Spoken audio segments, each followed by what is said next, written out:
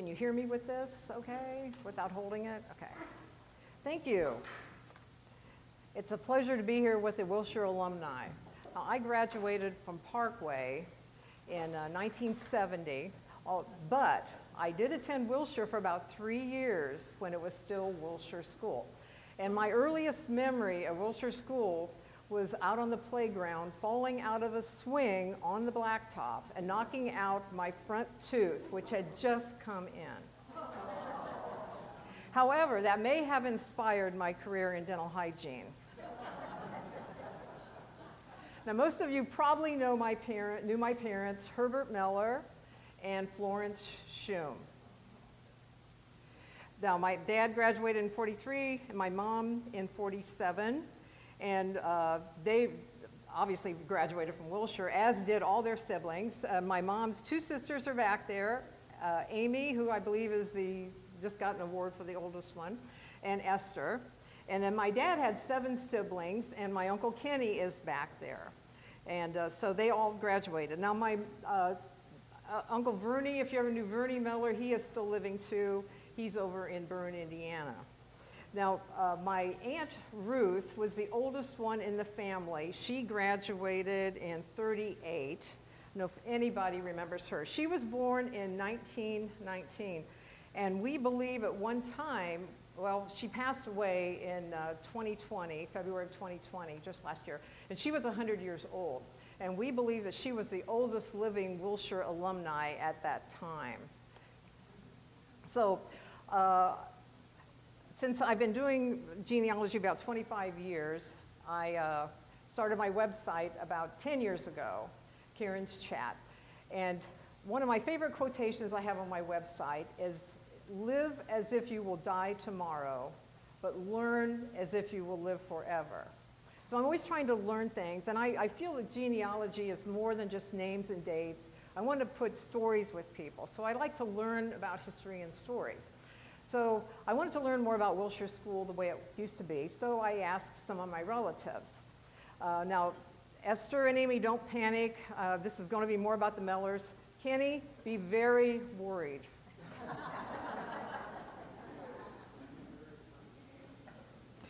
So tonight, some of what I learned as well as some family stories. And hopefully these will maybe bring back some good memories for you as some of the events and some of the people. One of the first things I learned was that the Mellors were smart. At least that's what they told me. But they did say that the classes were much smaller back then. But they were really pretty smart because my Aunt Kate was the valedictorian of her class, and Kenny and my Aunt Em were the salutatorians, so that's pretty good. So the oldest Miller children did not really start school in Willshire. They went to a one-room school in Black Creek Township, just about a mile north of Chat. It was Wildcat School.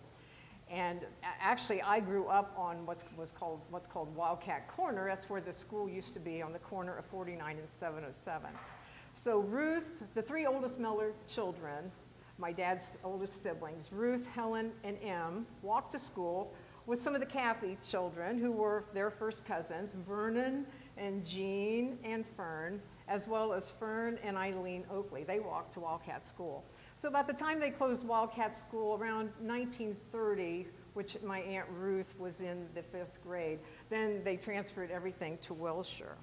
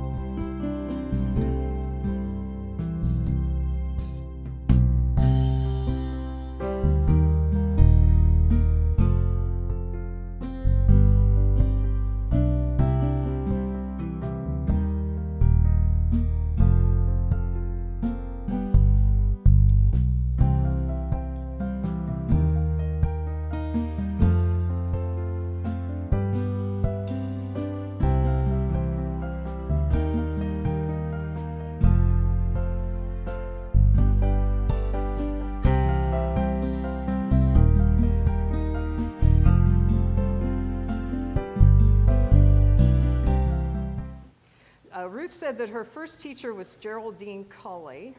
I don't know if any of these names will be familiar at all.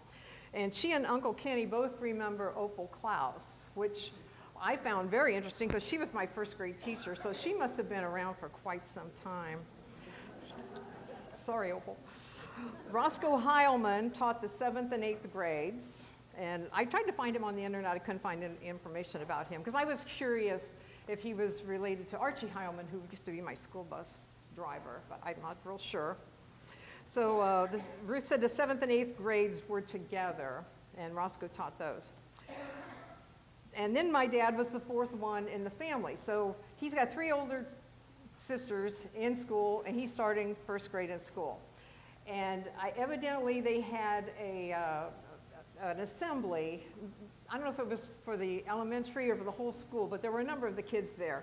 It was on head lice, and it was how to not share, things like don't share hats. Do you remember those talks they used to have, don't share combs?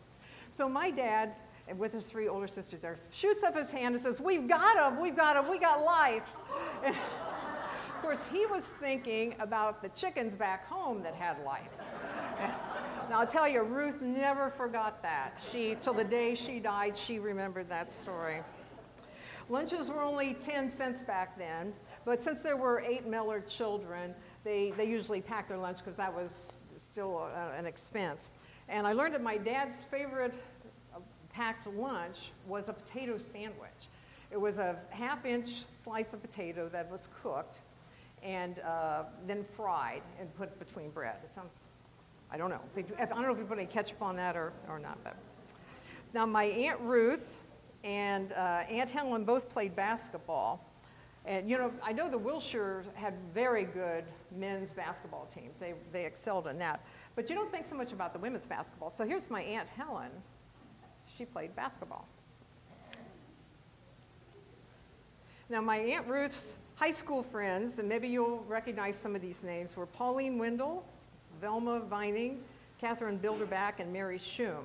And what's interesting about that is Mary Schum was my first organ teacher. She lived on the south end of Willshire. Maybe some of you remember her. She passed away not all that long ago, really. She was up there. Ruth and Kenny said the high school was on the upper level, and they had chemistry and physics. I wondered if they had these advanced classes, let's just say that. And they said, yes, they had chemistry and physics, but they alternated them about every other year.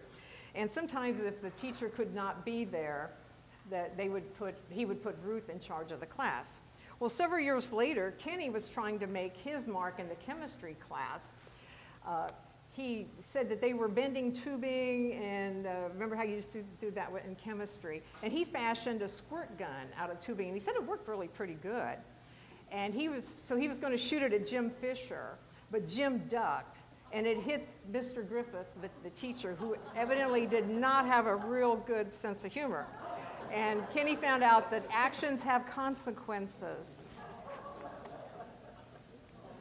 So this was, I'm talking about the Mellors. If you didn't know where they lived, they lived on the farm on Syke Road, which is a short little road. It goes from 49 to the state line.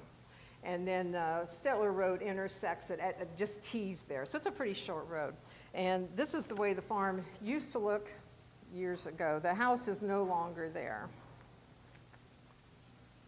They had great neighbors, and I'll come to that later.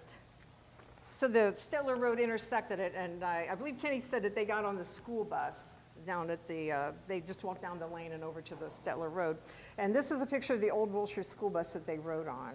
Not a real great picture, but.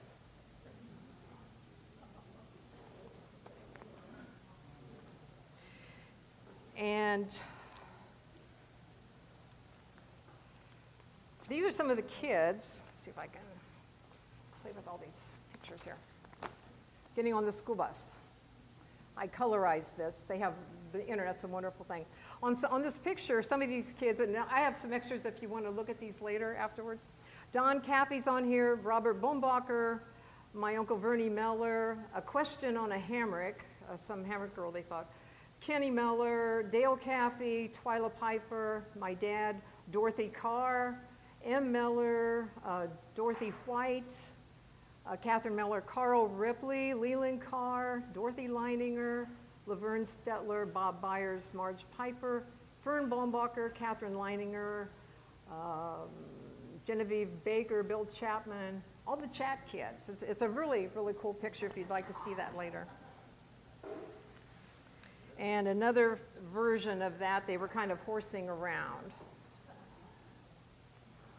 And one of the funny things on the one front one, Kenny was pretty little, and his grandpa cut their hair. Grandpa, his dad, I call him Grandpa, he was.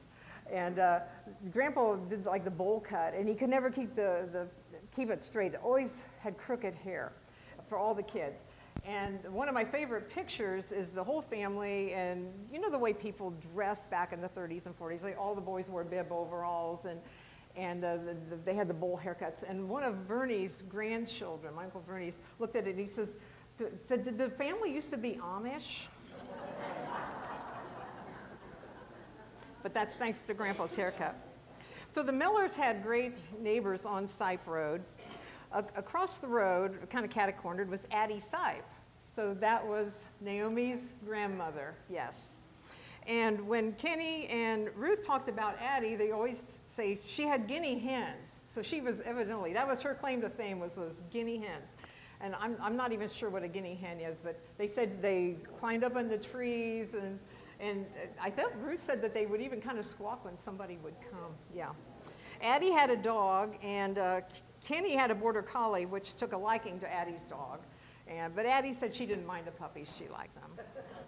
And so I don't think you ever probably lived, no, you wouldn't have ever lived there, and I'm not sure if your dad did. But you knew my Aunt Ann, because I have a picture of Naomi and Ann together. This is the youngest one in of my dad's siblings, Ann and Naomi together. Okay, that's the connection, okay. So then after the Sipes moved out, I think maybe one or two other people were in there, and then in that house. And then Sam Hamrick moved in, and because I don't think Carolyn's here tonight, no. And sometimes she would get eggs from my Grandma Miller, and from those chickens that had the lice, those eggs. And then there was the little house to the west, and a lot of people, I think they got married, and then that's where they lived first. So a lot of people in and out of that house. There was Dale and Maxine Caffey, Dwayne and Jeannie Hamrick, Vernie and Martha Miller, then finally Don and Rose. And of course, Howard Caffey and his family, which were, the kids were first cousins to the Millers, they lived within walking distance. Vernon was the first one of those two families, the Millers and the Caffeys, to go to Willshire School, which makes sense because he was the oldest. He was born about 1915. And then the Crawls lived around the corner, and I'm sorry that Farrell isn't here today. But he used to come over, I'll snitch on him. He used to come over and play checkers, I heard, with my Grandpa Miller. And Grandpa didn't really like to be beaten in checkers by an 8th grader. He didn't care for that. So then one foggy day, Dwayne Crawl, that would be Farrell's brother, ran across the road to get on the school bus before the bus put its lights out, and he got hit by a car. And I guess his lunchbox and everything just went flying. But he just didn't go to school that day, but he wasn't hurt badly. And I lived next door to Cindy when I grew up. Of course, Cindy's not here either. And Cindy always was a lot of fun, so I was always running down to her house and escaping and playing there. So I have a couple more stories to tell, and I'm going to kind of turn into Paul Harvey, and now the rest of the story. And I think these stories kind of illustrate family connections over the generations.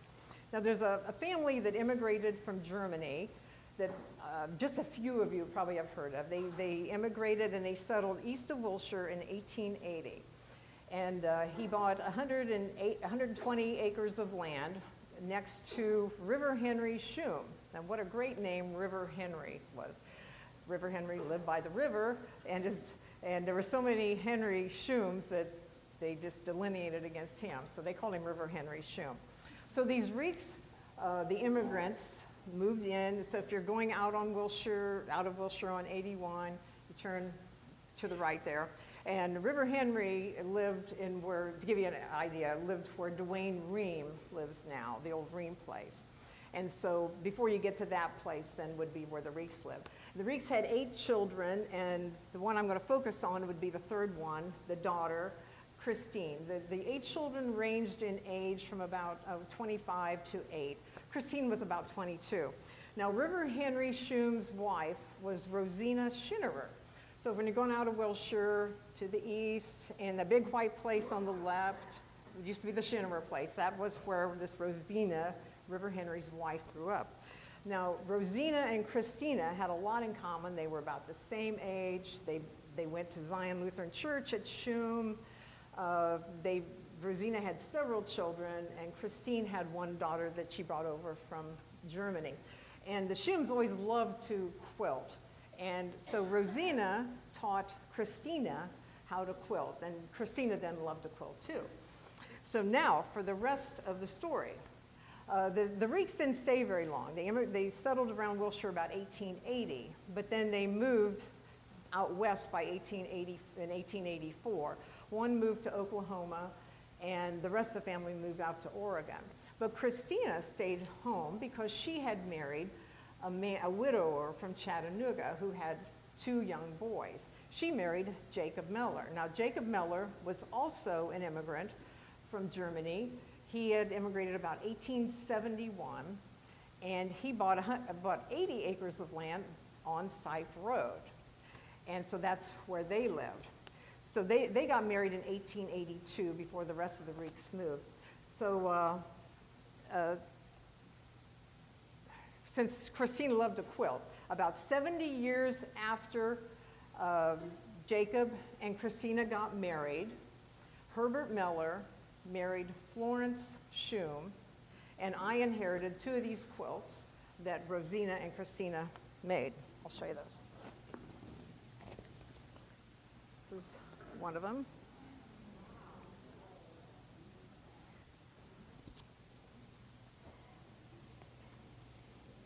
This is the other. So these are particularly special to me because they were made by a Meller and a Shum, both sides of the family. So really, these have the most significance to me than anybody.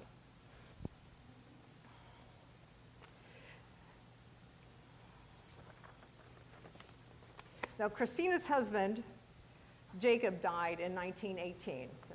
As I said, they lived over on Sife Road, and they were my dad's grandparents. So Carl, my dad's father, ended up with the farm. And Christine lived to be about, she died in 1945. So my dad knew her very well. She stayed on the farm. She had like a little mother-in-law apartment type thing. And so he knew her very well. She also had a lot of relatives back in Germany, which she corresponded with, Greek relatives back there. So my dad graduated in 43, and in 1944, he volunteered for the draft and went over and fought in the war. Christina said, his grandmother says, "You've got a lot of relatives over in Germany. While you're over there, why don't you visit some of them?" Yeah. Well, the amazing thing is he did. He only mentioned it a couple times, so I don't know a lot of details, and I don't know how he did it. All I know is that it involved taking a train. I don't know how he found the Reek the family. He said he did visit some Reek relatives over there, but he said it was a real problem because he couldn't speak German and they couldn't speak English, so he said that was a problem. Now, for the rest of the story, because of my blog being online, I get emails from people all over the world. So not that long ago, I was contacted by a Friedemann Mayer from Germany, who's my 4th cousin on the Reek side. And so we shared family information about the Reeks. And I thought, I wonder if he's ever heard this story. So I asked him, I said, "Did you ever hear a story about a soldier visiting some Reeks over there?" And he says, "Yes, this is a story in my family." He said his grandmother, Barbara, which would be Christine's first cousin, his great-grandmother Barbara's home was totally destroyed in Crailsheim during World War II. So she was living with her daughter and her family because she didn't have a home. And she said one night a young American soldier came and knocked on the door, and they didn't speak any English, and he didn't speak any German, except the one young girl there was 15 years old, and she was a good English student, and she translated for them. And that young girl, Elsie, was Friedemann Mayer, who I'm corresponding with. That was his mother. So here, my dad met Friedemann's mother in Germany. Now, like I said, I don't know how my dad pulled that off. I think he got in a little trouble because of that, because, you know, there was a war going on. And this is a picture of some of the Rieck relatives over in Germany, taken probably in the 1930s. And this is the Barbara, the great-grandmother of the man I was talking to. So the final story I have was after my dad died, the family saved a lot of his letters that he wrote from Germany in the war. So I was transcribing all of those. And I came across this one. He'd never told me about this. July 31st, 1945, President Truman inspected the 84th Division the other day, and they took a newsreel of it. If you ever see the newsreels, you'll find me standing along the road. We stood at 4-yard intervals on both sides of the road, and the president drove between us. I'm the 8th man on this side of the overhead railroad bridge. And now for the rest of the story. Well, in this day and age of the internet, and since he said it was a newsreel, I thought, well, that had to be filmed. I wonder if it's online. Sure enough, we found it. July 26, 1945, President Truman inspected the 84th Infantry Division, and that's the division my dad was in. He also inspected the 508th Parachute Infantry Regiment of the 82nd Airborne and the 3rd Armored Division at Frankfurt, Germany. General Eisenhower was also there, at least at the inspection of the 3rd Air Force Division between Frankfurt and Darmstadt. So, went on the internet, and there's the bridge.